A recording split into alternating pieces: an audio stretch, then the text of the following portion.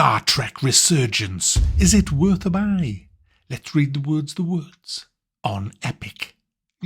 An epic narrative adventure featuring dialogue-driven role-playing and rich branching storylines. You will also engage with the Star Trek universe in a variety of ways, including shuttle piloting, phaser fights, tricorder scanning, stealth, and much more.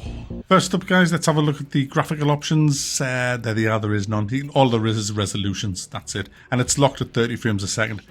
Which isn't too much of a problem considering all it is an interactive movie, this. But it does run bad. The transitions from scene to scene sometimes just lock up for like a second. Massive frame drops. It literally does run like an asthmatic three-legged hippo, guys. It's not good. It could have been way slicker than this. Very disappointing. Now, this game is made by Dramatic Labs, who are made up of Telltale Games developers. I love Telltale with their stories. I played all of them and really enjoyed them. And with this being Star Trek and me being a huge Trekkie, I was very keen to play it. Unfortunately, guys, this game I found was a great tool to put you to sleep. Not a word of a lie, I've been playing this since 8 o'clock this morning. And in that time, I have nodded off about 6 times. And I've just come round again. Oh, and there's a dialogue option that people are waiting for a key decision. It sends me to sleep, and the reason it sends me to sleep is because it's pretty much a 10-hour story that could have been told in 2 or 3 hours, and so there's tons and tons and tons of padding, of stuff that's just boring, stuff that's just not interesting, conversations with people that's just crap. And characters that are mind-numbingly boring. I mean, you play the role of the number one, she's just come onto the ship. She's taken over from the old number one, and also an engineer who's come onto the ship as well. So you switch between these two people, and they're both on totally different stories. So you're having a perspective from a science point of view and an officer's point of view, which works well. I think they're both very good characters. I kind of liked them both. I didn't have anything bad to say about either of the characters. I thought they were very well done. But it's the people that hang around with them that aren't good characters. The captain's good. I like him. He's an old-timer who's trying to prove something. He's desperately trying to get this mission to succeed because he had a bit of a few screw-ups before, so he kind of tries to conceal things that are going wrong from Starfleet. I get into him. He's good. He's a good character. The aliens, the two alien races that are... The story is essentially these two alien races are on the verge of war. They've been living together peacefully for a long time, mining together and sharing the rights of the dilithium mines on a moon that orbits their planet. So they've been like kind of happy, and you were sent with Ambassador Spock to kind of barter peace again between these two. And I think the aliens are excellent. I think the characters of the aliens are good, very well done. It's mainly the bridge crew and the people that's from the Federation ships that it's kind of like a pick-and mix of box tickers, and they're just... I found most of them mind-numbingly boring and just not Trekkie kind of people. They were like smart asses and just... especially one lass who's got all these stupid markings on her. She is insufferable, absolutely insufferable. So there's that. The story itself is pretty decent, but like I said, it could have been told in 3 or 4 hours, and it's just dragged on and on and on to the point where you just think, oh, just please get on with it. You'll have pointless little interactive things, like there's one of the worst ones is flying a shuttle to get into a better position to beam people onto it, and you're in an ion storm and there's asteroids around and you have to fly through these little hoops, and then you'll do that for like 4 or 5 minutes or so, then you'll get to the end and say, we need a better position, so guess what, fly through some more frickin' hoops. And it's so slow, then you get to the where you're supposed to be and it'll say, let's do that again and fly through some more hoops.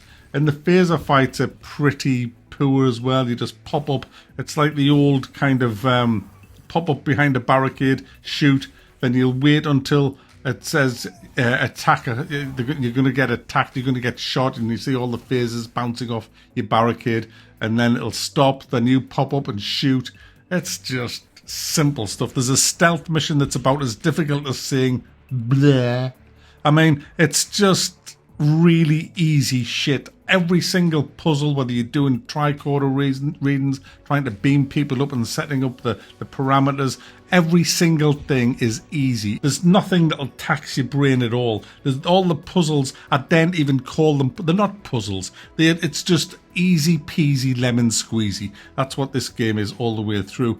So all you've got left is the story, and the story is decent. I mean, I'm going to tell you now the story. It's a decent story, just dragged too long. But probably because it's a £30 game, they want to kind of justify that by putting in all of this kind of interactive stuff that's not really very good and dragging the story out. But I do like the dialogue options. I do like the way the dialogue options are put into this. It's way better than it used to be with Telltale. And a lot of the time in Telltale games, it was stop, start while you make your decision as a little timer goes down. In this, the movie, and I'm going to call it a movie because that's essentially what it is, it keeps going and your dialogue options will pop up, and as you hit that dialogue option, it works kind of seamlessly into the game without any kind of pausing, unless you take forever over it, and then the game will come to a halt. But it's done extremely well, the dialogue, and it has consequences on how people think about it. You can actually press enter and go to a screen where you can see all the different people that you're interacting with and what their thoughts are. So look, if you're a Trek fan, you're going to enjoy this because it has all the stuff that you would expect in a Trek fan. You've got excellent voiceovers for the late Leonard Nimoy, who plays Spock. Captain, embarking on a mission to the Hotari moon would not be viewed favorably by either side. However, given the circumstances, we are entirely within our rights to defend ourselves.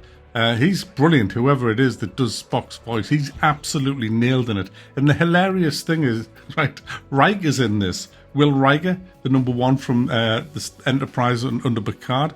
And Jonathan Frakes, who plays him, is actually voicing Riker in this game.